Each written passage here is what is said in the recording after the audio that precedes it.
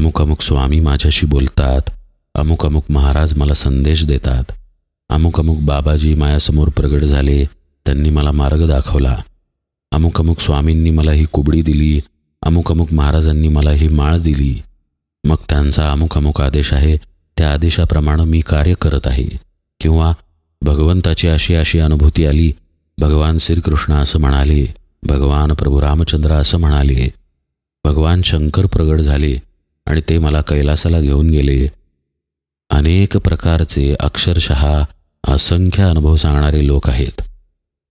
चमत्कृतीपूर्ण अनुभव सांगायचे आणि लोकांना भुलवायचं, लोकांना आपल्या नादी लावायचं.